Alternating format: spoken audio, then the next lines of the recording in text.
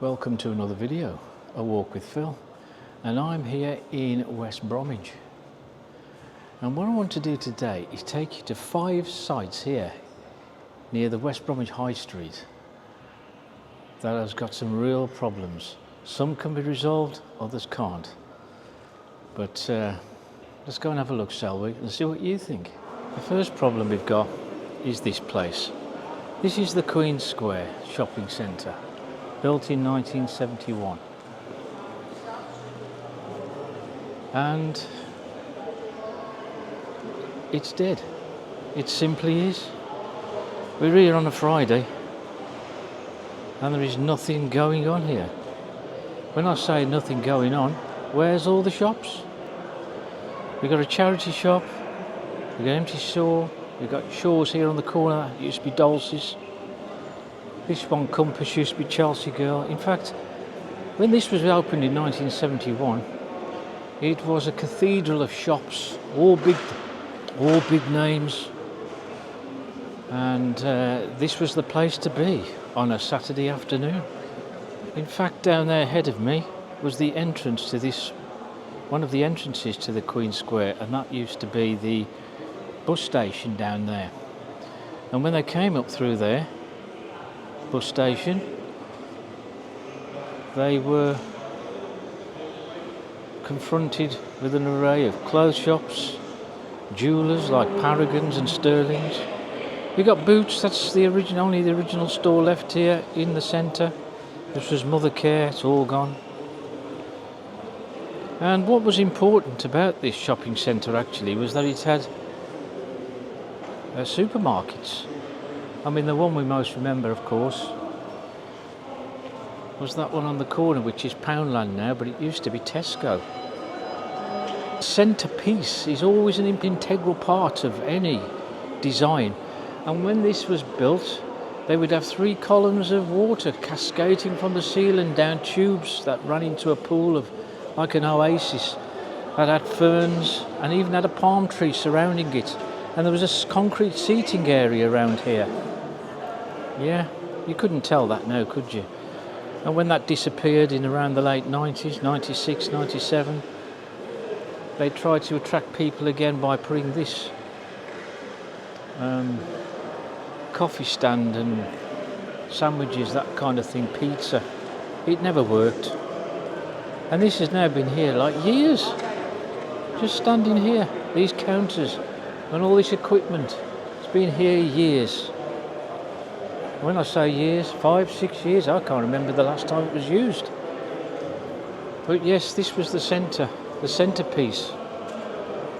And people used to come for miles and admire this fountain, columns of water that would come down from the ceiling. I've just shown you down there on the left where thousands would come through this centre. Down there where the clock is, that's an original feature, the clock. And it's not working now, of course. And we've got these just standing idle here, these old coffee machines, and you know, just standing here, been here years, just littering the walk space of this Queen Square shopping centre. And it's dead up there now. Just Holland and Barrett's there on the right, it's still standing. But there was a Farrier's pub right at the very end here, and if you go to the left, there used to be the public toilets for the shopping centre, which this shopping centre no longer has toilets. A shopping centre without toilets, and up there there'd be butchers, greengrocers.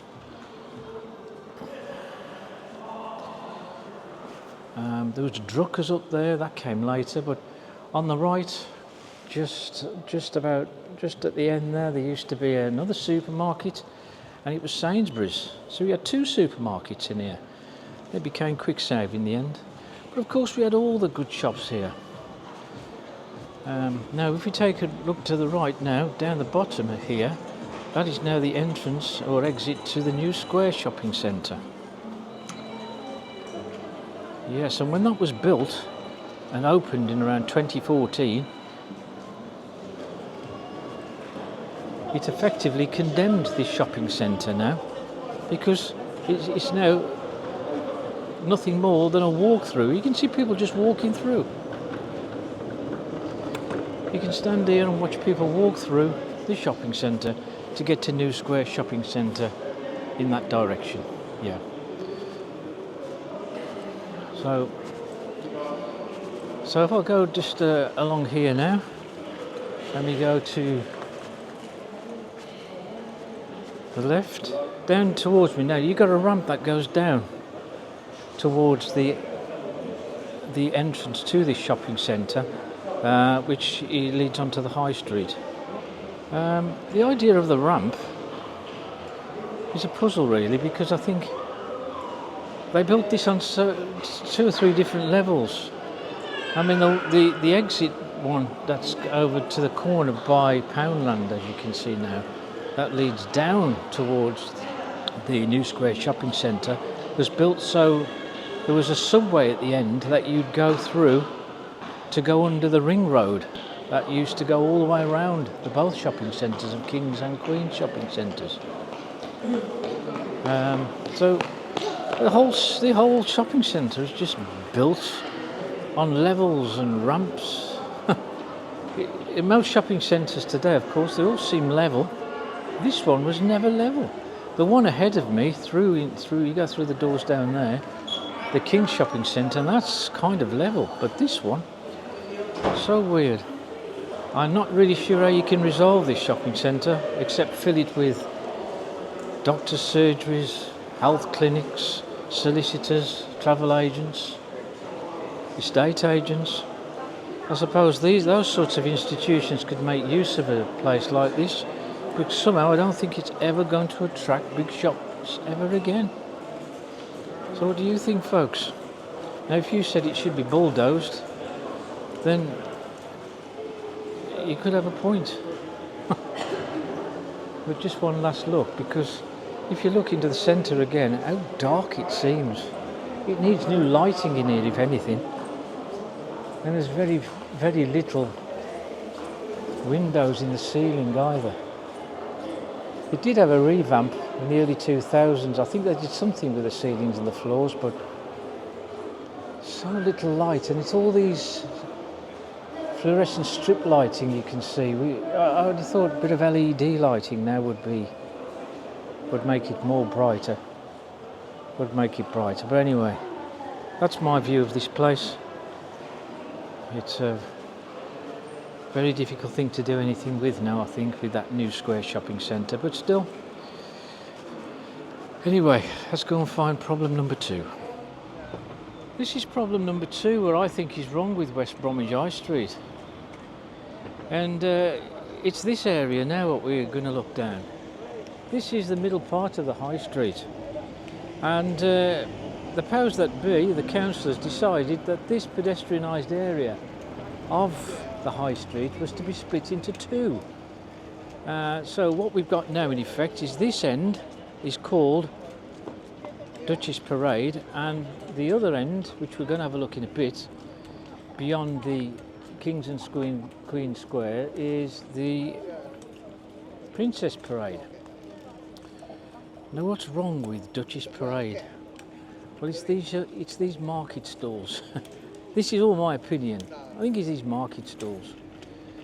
Now, all along the centre of this area, of these both parades, should, in my opinion, be designed to have squares. I don't know, 4 or 6 squares on this side, same amount of squares at the other end. And in each square, you could have seating areas. You could have trees, plants, shrubs, that kind of thing.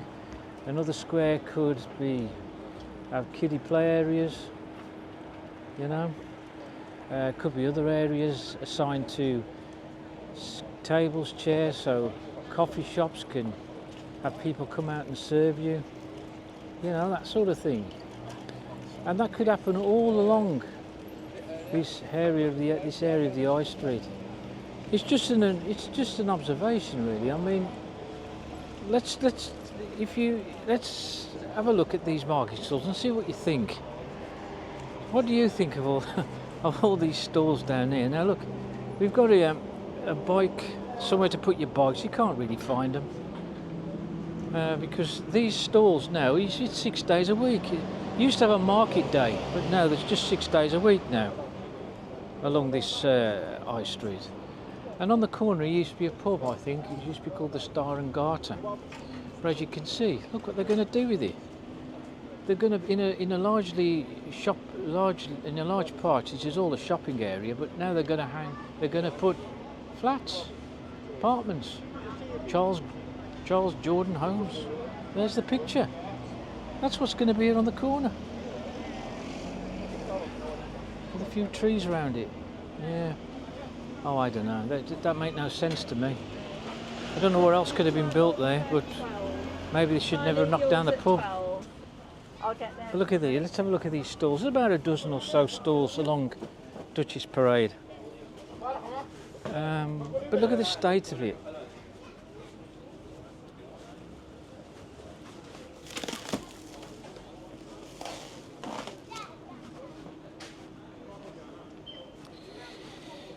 Yeah, but we've got a nail shop here.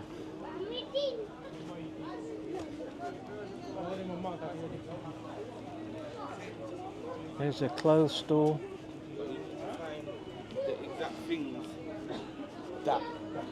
There's Mackey's on my right, and they got the Western Cafe here. That used to be another pub as well. That's just now gone. But look, you see, I don't mind coffee shops. I don't mind places where people go to eat inside. We could have had all these area here. Could have been had tables and chairs out here. We could have created more of a cafe culture, cafe vibe along here. West Bromwich has never ever been a traditional market town. It's always had indoor markets, but it's never had outdoor markets.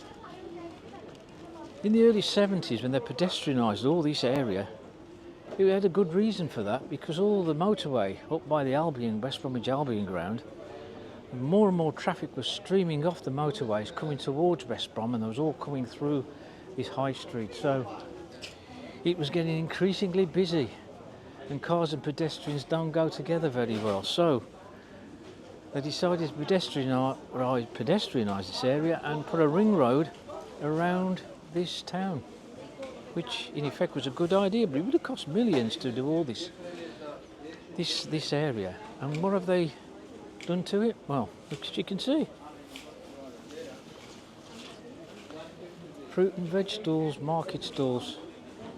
And I don't know whose idea it was to put market stalls along this pedestrianised area. But we could have a lot more seating areas, benches, places people can chill and chat. And now here, this is going to be an interesting project they've got.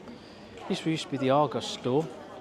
It's quite a big area, and 2025 it's earmarked to have that as an indoor market. Now, in my opinion, all these stalls that we've got down here and the centre of Duchess Parade should all go in there, as well as the current indoor market, which is just off Queen Square. They should all go in there, all of them. Free up the space for the people to sit and chill. At least we've got a big name here, New Look. Yeah, New Look's here. And Home Bargains is along there. Yeah, there's a few low-end type shops along here, but that's a good thing. Some of these bigger shops need to be changed into maybe 2 or 3 units, and we could have shops like florists, pet shops, new age shops, to fill up the spaces, you know. But what we don't want to see is more vape shops, phone shops, Turkish barbers, nail bars. We don't see none of this. No, we don't really want to see any more of that. So I've ambled along here, which is Duchess Parade, and look at this. Look at the state of this. Is this allowable? Is the council turning a blind eye to this? All scattered all over the floor, on the pavement, on pallets. There's all these duvets.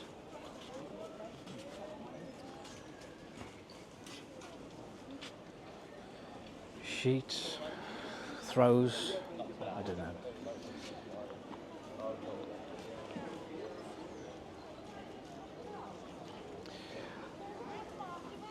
See, the council has been encouraging people like this to chuck stuff around,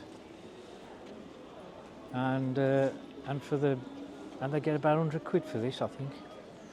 Council at the moment are actively encouraging people to stand around here and hassle you in many times by charitable causes, and trying to sell you cheaper electricity, and they like to encourage a lot of that.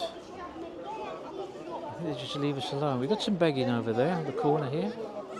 They said they was cutting that out. They said there's going to be more patrols of police on the beat. There should be more of that, but there isn't. Not that I've seen anyway. I've yet to see police on the beat. I've been up here a lot of times over the last few months. So this is problem number 3. We've come now to Princess Parade. But there's a couple of makeshift stalls here. This box has been here now years. And let's have a look what it says. It says on the side, Outreach Violence Interrupters. Have you ever heard of such a ridiculous name in your life? It's never been used as far as I'm aware. I don't know what it's for, but it's just here, sitting here on a main shopping area of High Street, doing nothing. And this is what we don't see much of. Creative nails, too many of these, cash converters, cash generators over there. Now see, I don't mind too much these places. There's 3 or 4 charity shops are fine. But what we have got is these pound bakeries and food to go, cheap food. You can take out, walk around the streets eating it if you want. Look at all these expensive pavers here along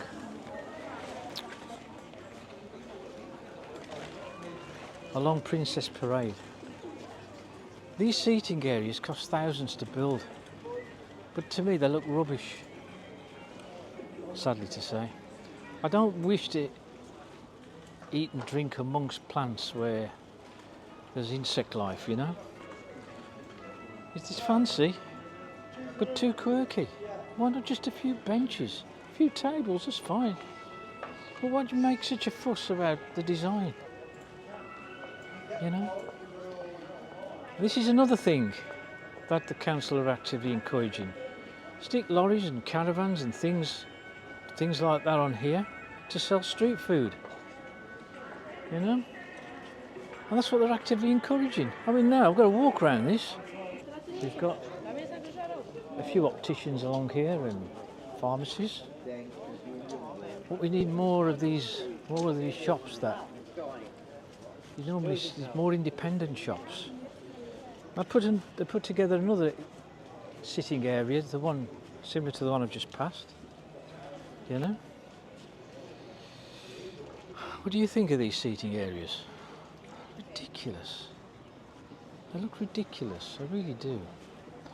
Now this is alright, I did say, these are the sort of squares I'm thinking of. There's a little bit of a area for the kids to play on. Could even be adults to play on it if you like. Should be separate areas for shrubs and plants, trees, tables, chairs, all these squares in the middle. Take away all these ridiculous market stalls, shove them inside that indoor market that they're going to build next year. Now this is the most disgusting part, in my opinion, of this area. They spend thousands and thousands on this part of Princess Parade, and look at it.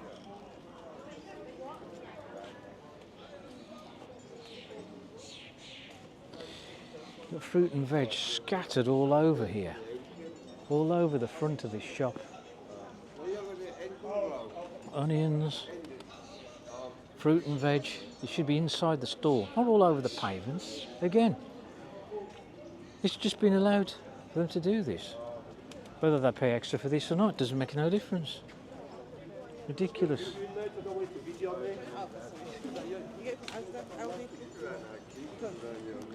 Yeah, there's another squared off area here. And look at this here.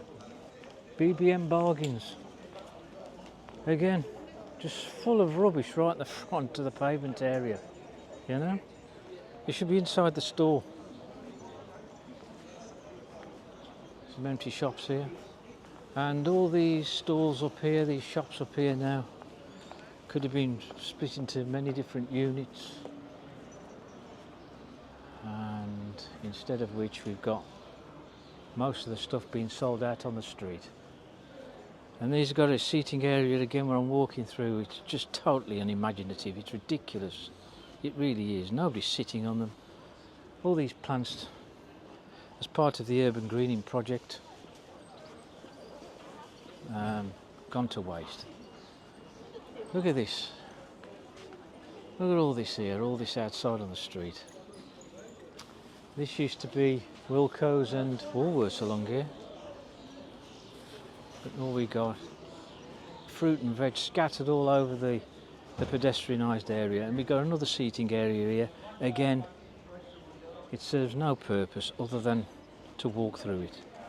Ahead of me here used to be Marks and Spencer's and the big Burton's building here on the corner of Scottish Passage. Now all this, they should be on there begging Marks and Spencer's to come back here and build a huge shop here, or have another supermarket here. Anything to attract decent shops along this part of Princess Parade. There was talk that behind here they're going to build a mini park or something with trees, shrubs, grassland, park area. Okay, there's Scottish Passage up there. Leads to nowhere.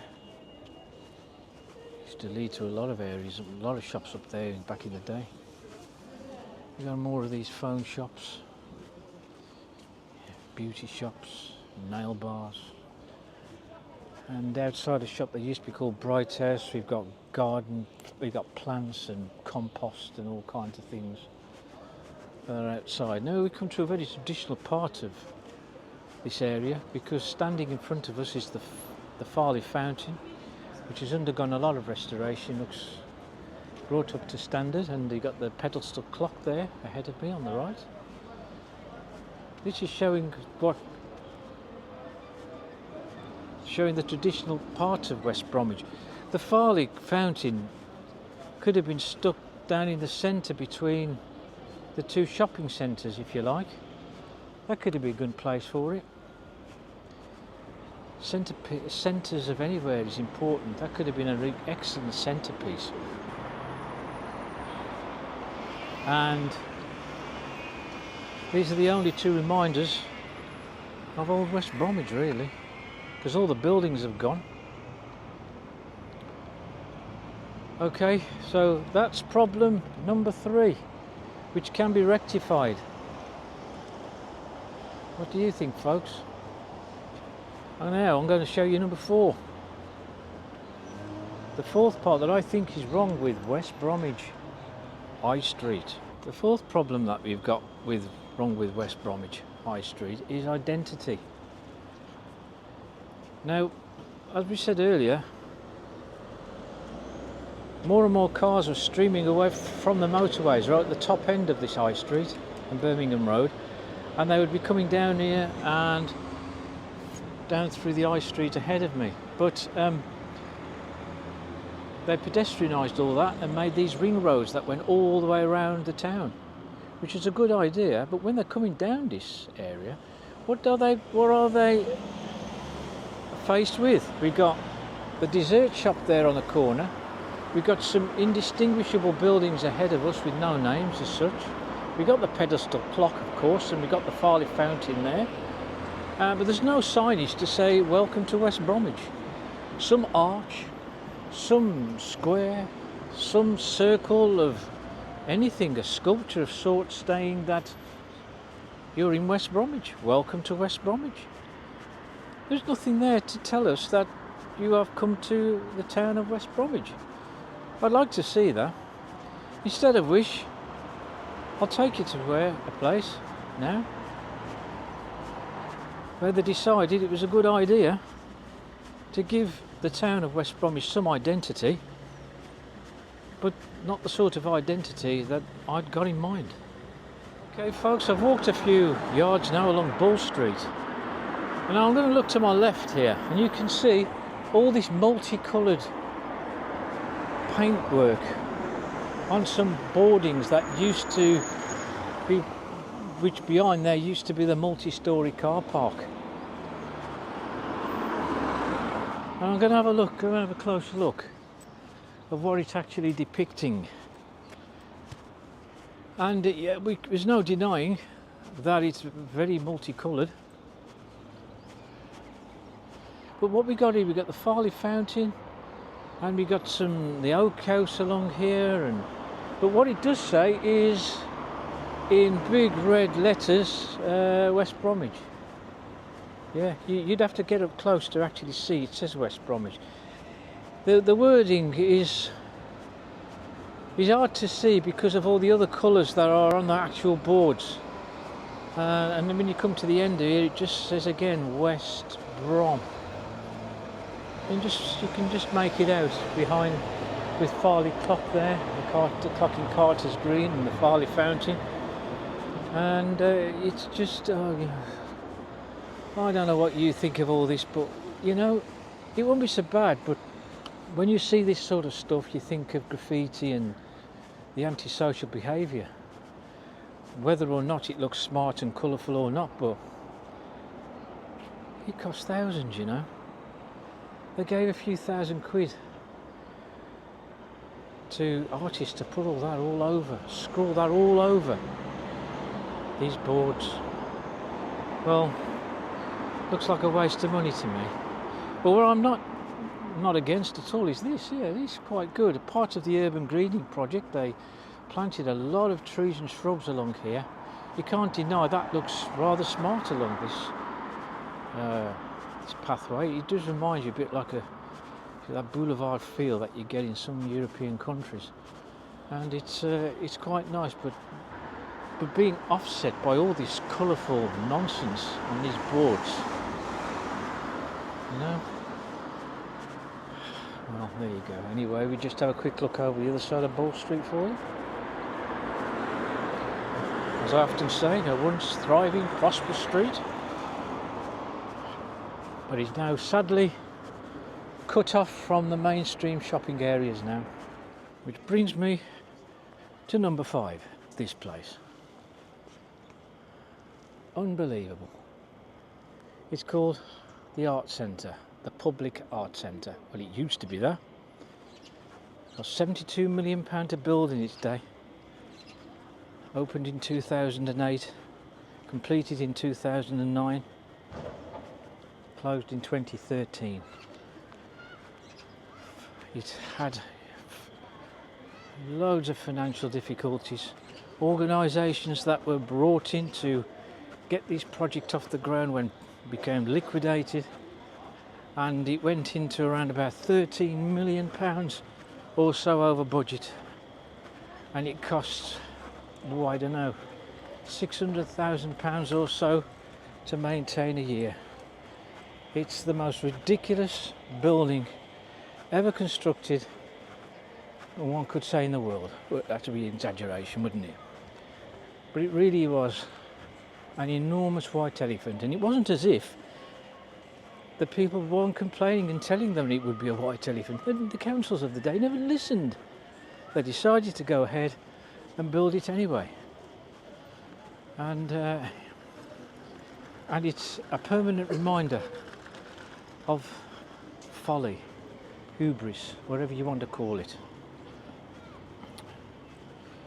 It is a monument to stupidity, an utter stupid project in the first place, as many people at the time, many councillors at the time were told that it would be a waste of money, and it turned out to be so.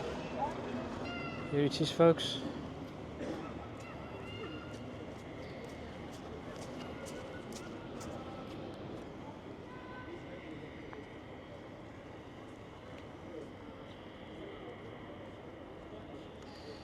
the cuboid building, the art gallery.